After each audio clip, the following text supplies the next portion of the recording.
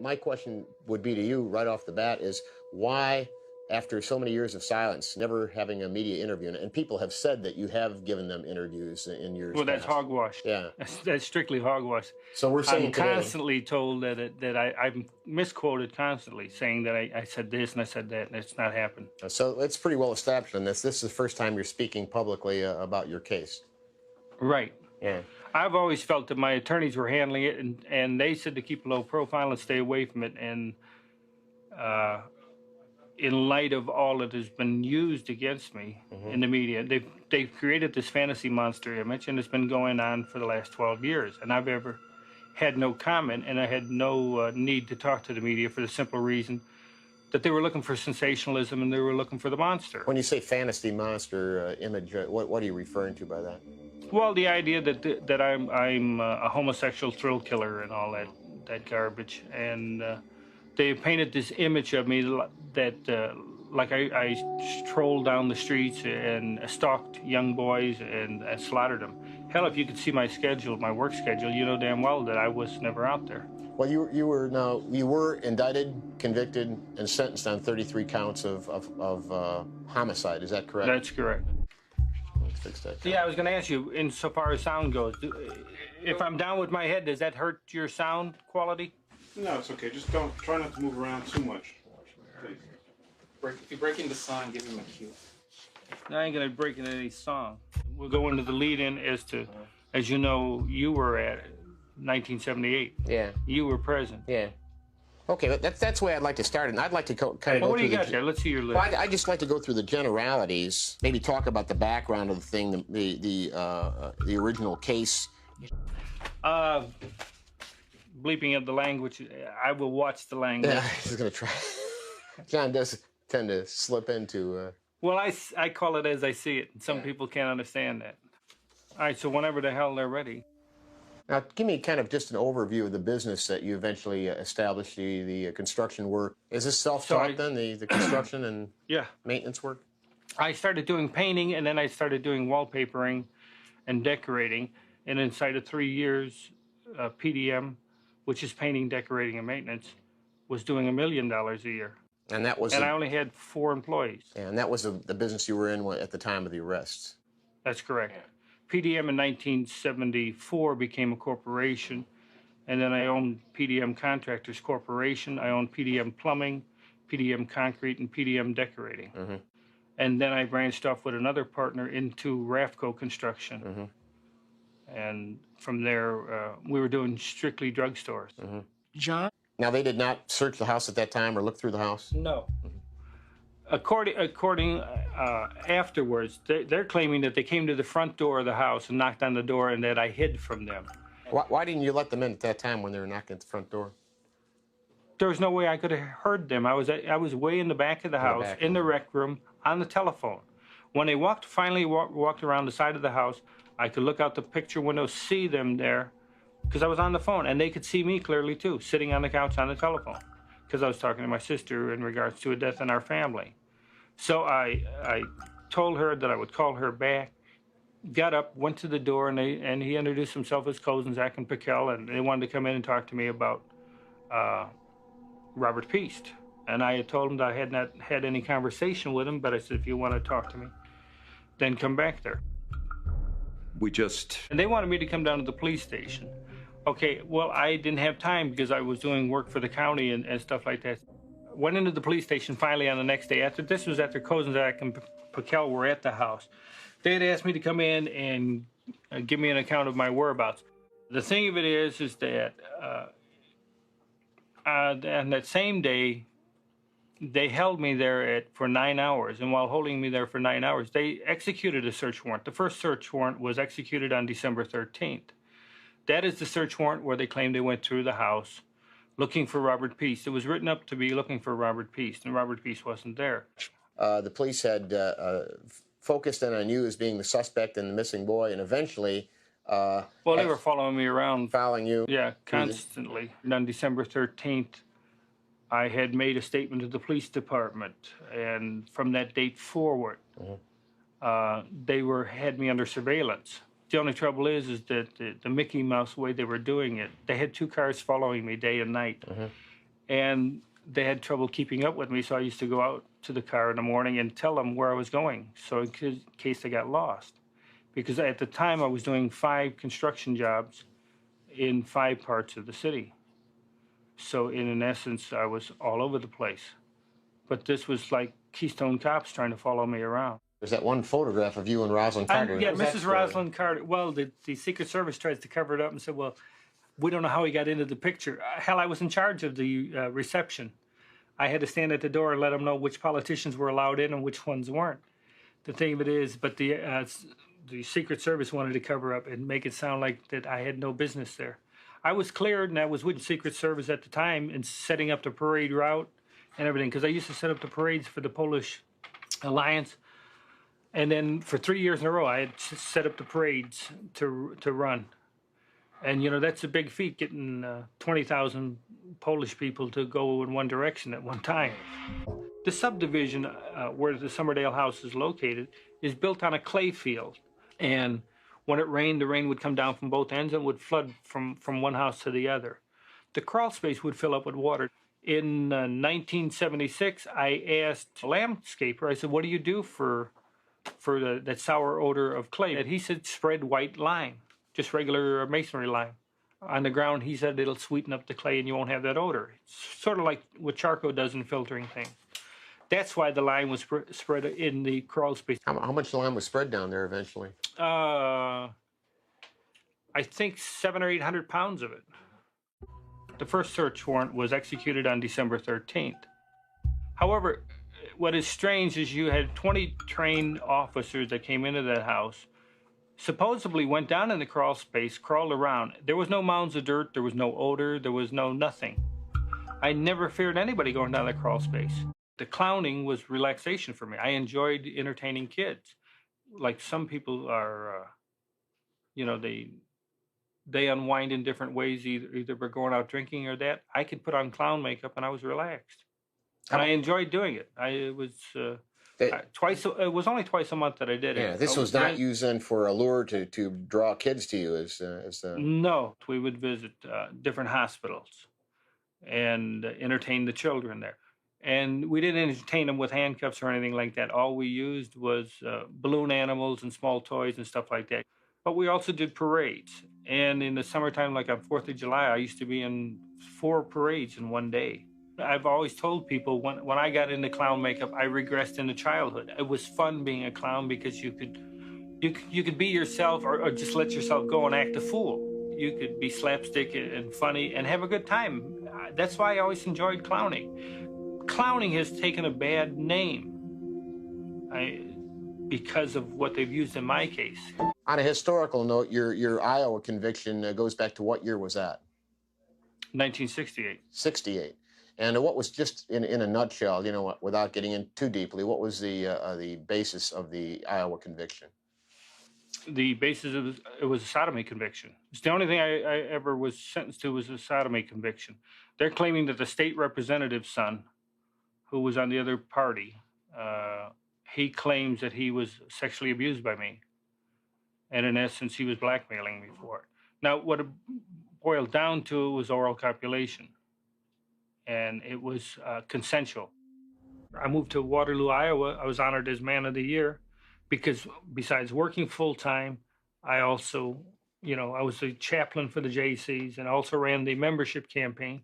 And of course, we used pornography. We had stag shows, and that's how we increased the membership from 150 to 400 members in that JC chapter. We were dealing with porno films, and we had a girl set up in a room in that. So it was, you know, the thing to do. We were boosting membership from it. So nobody said a word about it.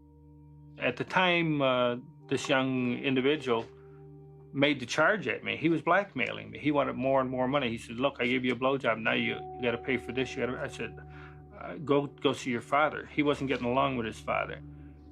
But they came down heavy on me. How about your dad, John? You had mentioned that you could never really please him, that he had talked of you in and I did not hate I didn't hate my dad either. But you did have a hard upbringing with him, did you not? My dad came from the old country.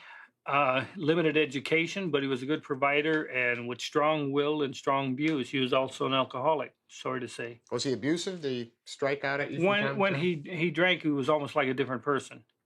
My dad struck all of his children all the time. Yeah.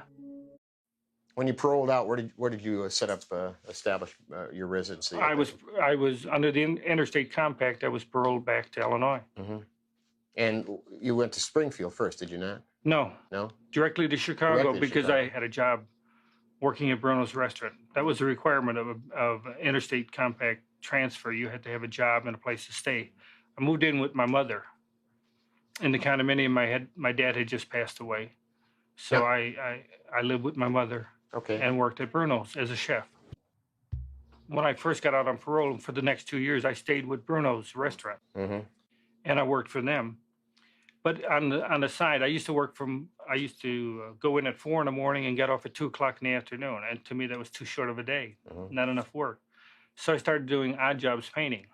And I found that on the weekends, the afternoons and the weekends, I was making more money than I was as a chef, even though I was getting 12 something an hour. I borrowed $600 from my mother, and through odd jobs, I left the chef business. I owned PDM Contractors. PDM was able to work 52 weeks out of the year, while most construction companies shut down for the winter. I never had time to shut down because I had them on a waiting list.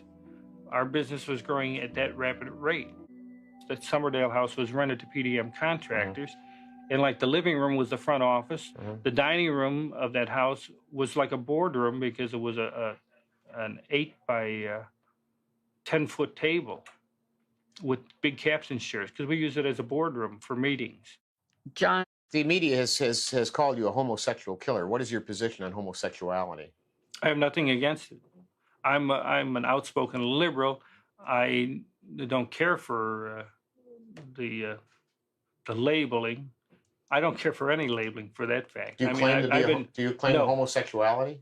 No, I would definitely not be homosexual. I have nothing against what they do, and I don't deny that I've engaged in sex with males, but that I'm bisexual. You're bisexual? Right. My preference is women, and I've been married enough times and have children, and I see nothing wrong with it.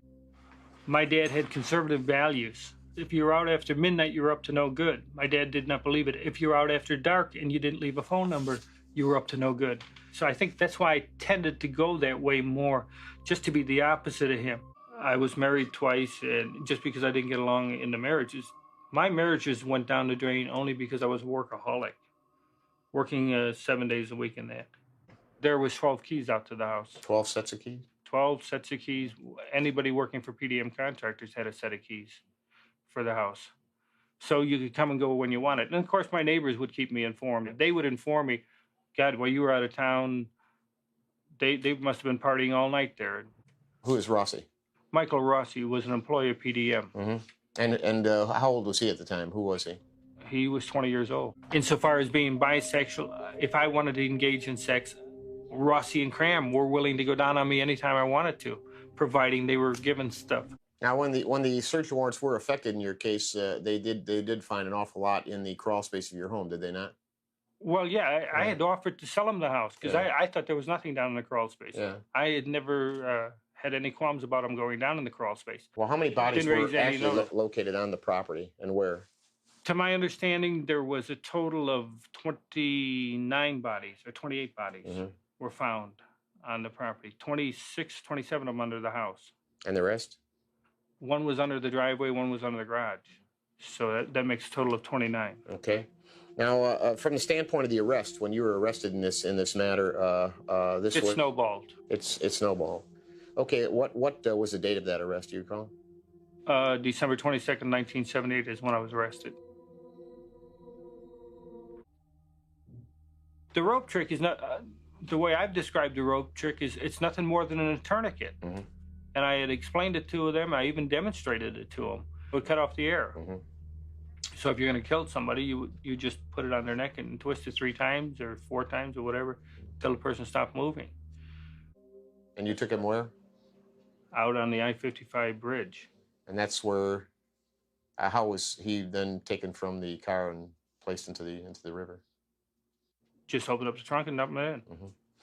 Okay. There was no big special deal on it. I couldn't get down in the crawl space that easy, and then I had to bum back to begin with. You got to crawl on your belly to move around in the crawl space. There is no way that I could have done any of the digging down there. I had enough trouble just getting down there. Gregory Godsick, let's see, number 4.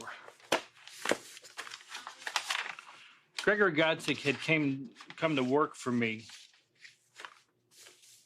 in according to this, 1976. He came to us through Taft High School through a program. He had worked for Republic Lumber Company, and then he came to work for us. And I'm not the monster image that's been portrayed of me. And the only way you can make a monster image is to make it look like I stalked the streets and picked up altar boys off the street. You know, they want to make them look like innocent babes in the woods, and I was swatting them like flies.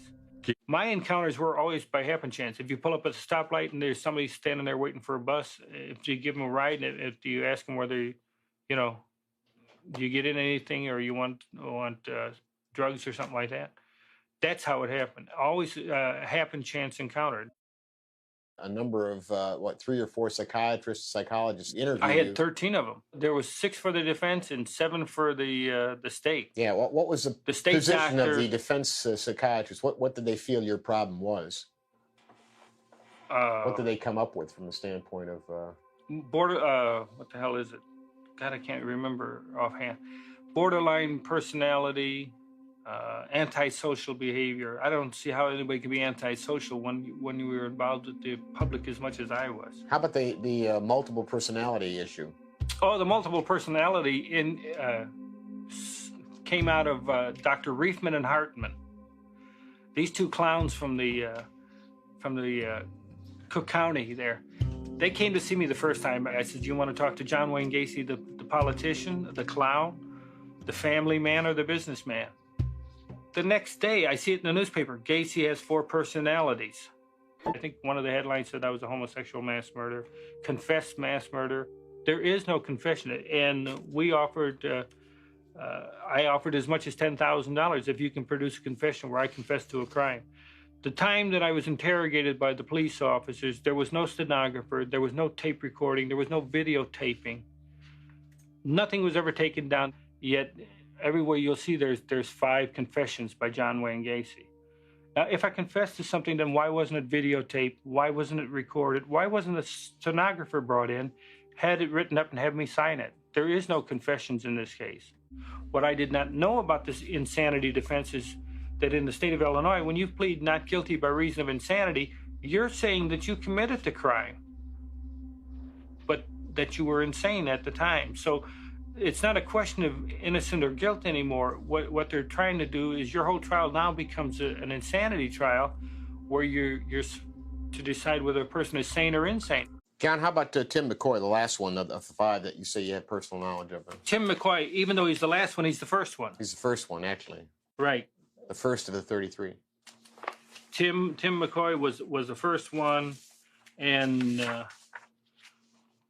Tim McCoy's name wasn't put on him until 1988.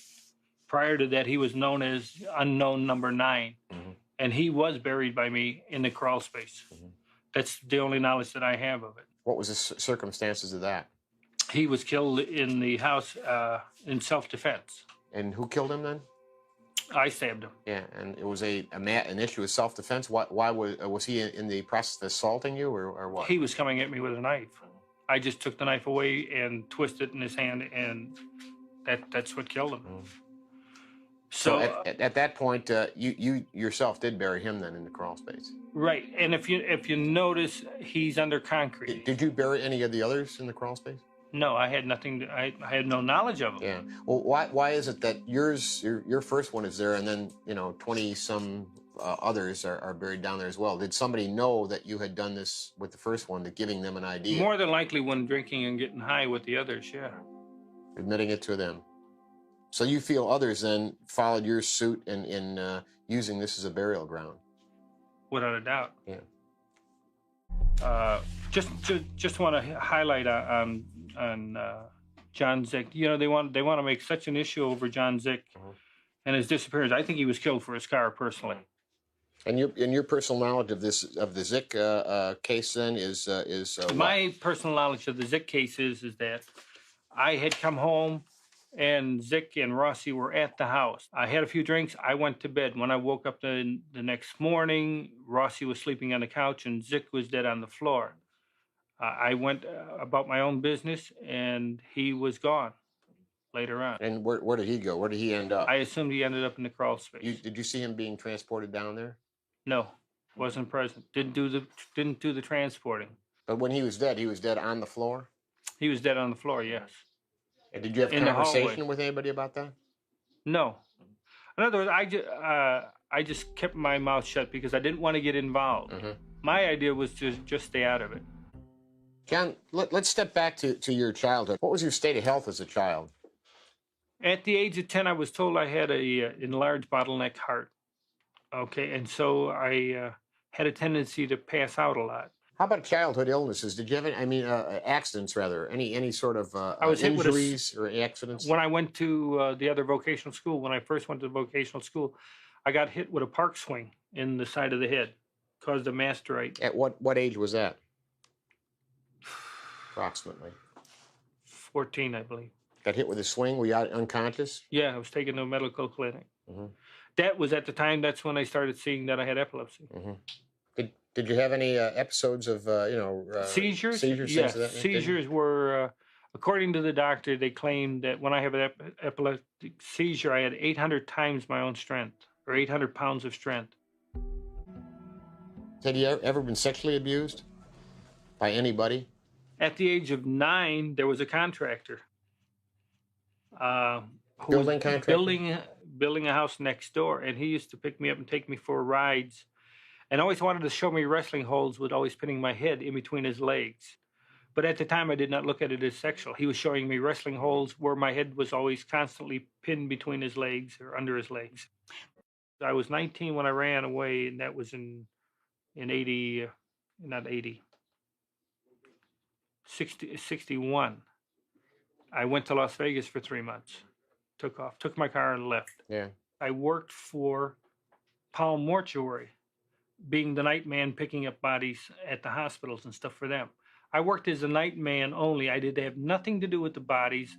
All this talk that I slept with the dead ones or had sex with dead bodies, there is no truth to any of that. You did live in the mortuary. I lived in the mortuary, yes, but not in the embalming room. I mean, they make it sound like, I slept in the crypts with them. And I never climbed into a coffin or anything like that.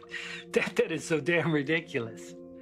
It's the same thing. The contention is that I slept all night with Robert Peace. If you want to say I slept in the same house with a dead body, okay, fine, I'll buy that. But in the same room, no.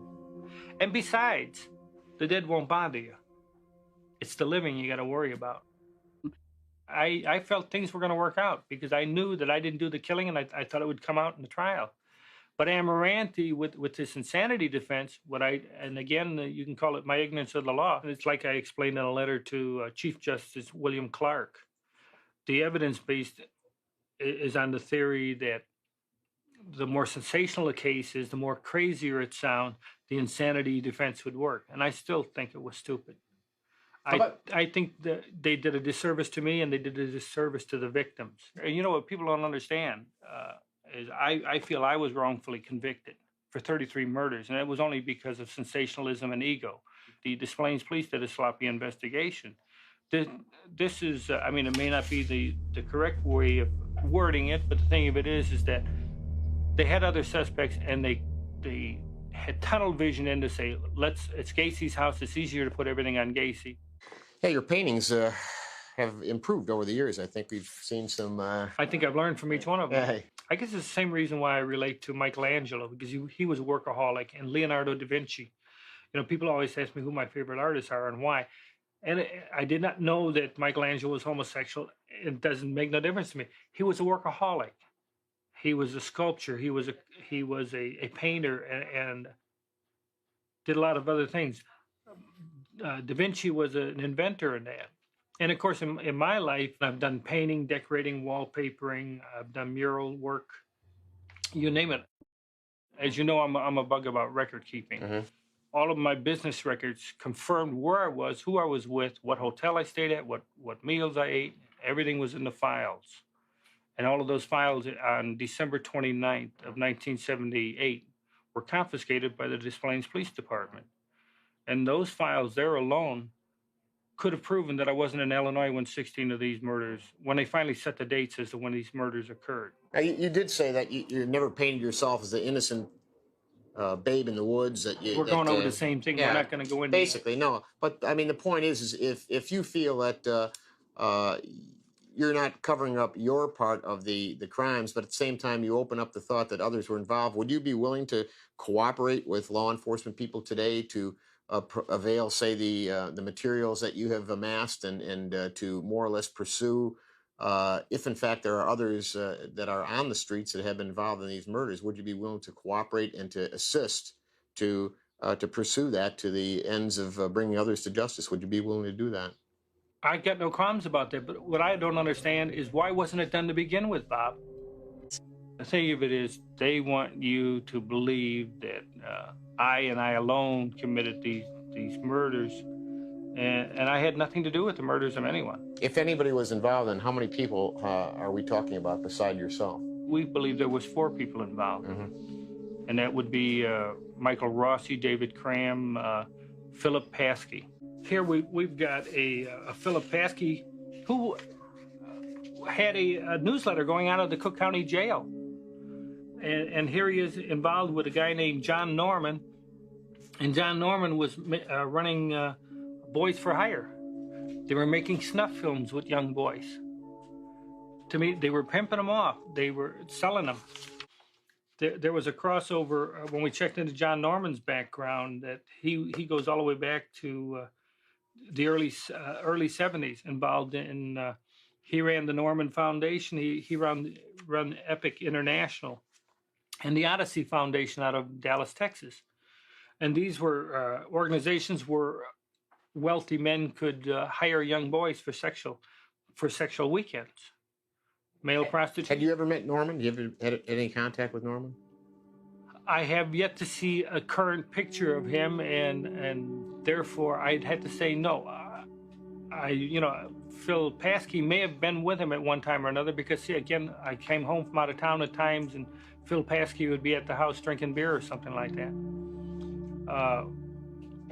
David Cram is the one that brought Phil Paskey in, because Cram, when he didn't want to do nothing, he got a hold of this guy and said, well, this guy can get you somebody for sex. I have a lot of things that I've forgotten that I can't remember. For instance, I can go back to my childhood and stuff and I still remember that, but yet I can go into the 70s and there are a lot of things I can't remember. The same thing with the victims. I've looked at all of, I don't know if you notice here, we got pictures of every one of the victims here. And believe it or not, for the last 12 years, I've studied these photos of the victims. And there is no, we have a shot of all of the victims together here. And when you look over at the photos, I have no recollection of any of them, never met them. And we've gone over this more than once. They're just names and faces. And when you look at them, the thing of it is, we took it a step further. We went into their backgrounds. I wanted to know where they were at, what schools they attended, who they hung out with, and what kind of activities they were into. And that's what we dug up on each one of the victims. But still, there is no association. None of them never worked for me. None of them, they never went to any places that I ever hung around, because I didn't hang around that many places unless you were involved in politics or if you were involved in clowning, then I might have ran into you. But there's no way I could have run into any of them. They've got all that jewelry that doesn't belong to the victims. They've got the 2 clown suits that don't belong to the victim. Just like I consider myself the 34th victim, I consider the families victims as well, because they did not get justice from the shoddy investigation all the way down through. As I told you, when the FBI first came in to check on me, you said that you were kept out of the case back in '78, and that was only because of egos. They did not want a professional coming in and doing an investigation. So they did their sloppy investigation and let it slide that way. You see, everybody was so excited about the large, massive case, and everybody was looking with their egos as to how they could close this thing up. And you know the only one that they really hurt? You've had the victim's family vent all their hostility towards me, and they think I'm the monster that killed their son or took out their son and stuff like that. When in fact, most of them don't even have the remains of their own sons.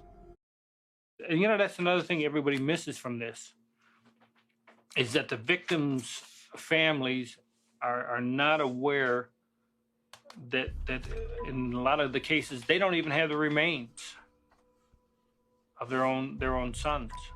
Because Dr. Stein never turned over the whole body, and they took the heads off of each one of the victims. So when you turn over the remains to a loved one's family, they don't have the whole body. What do you actually feel that my case has been thoroughly investigated? I think, John, in a case like this, and I find this in many major cases, that things are at the time of the case are done rather hastily because of the fact that there's pressure on. Yeah, but that's a political answer. I know. Yeah. I don't want a political answer from you. I want a basic answer. Do you actually think that the investigation of my case has been done right? I believe in your case that there should have been more focus on others, as it should have been others checked out a little more thoroughly. That's the belief I've developed over these years. Yeah, I just think that we're kind of wrapping it up here. I think we accomplished something today. Certainly we put something down on tape that has not been said. My feeling as a career law enforcement officer is that if John Wayne Gacy is guilty, then he should be punished. If John Wayne Gacy has others involved, then they should be brought in, they should be punished. Basically, I believe in total investigation and total justice, and that's really what I've been looking for all along.